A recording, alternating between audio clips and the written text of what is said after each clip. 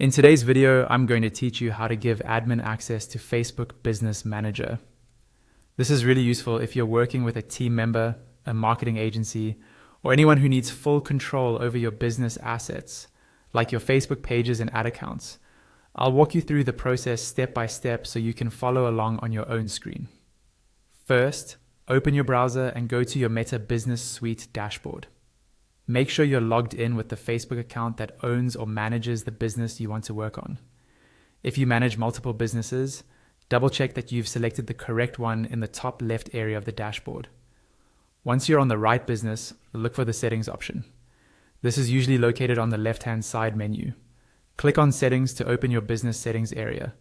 This is where you control people, assets, and permissions. Inside settings, you'll see a section related to people or users. At the top right corner of this page, there should be a button that says Invite People. Click on that. This is how you add someone new to your business manager. A window will pop up asking for an email address. Type in the work email of the person you want to add. Make sure it's an address they actually check, because Meta will send the invitation there. Once you've entered the email correctly, click Next to Move On.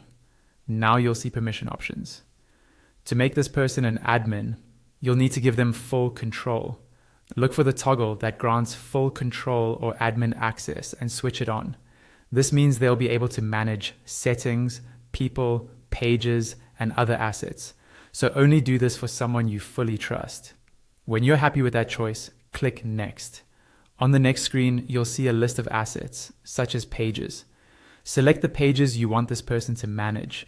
If they'll be a true admin for everything in your business, you can use the Select All option so they get access to all relevant pages.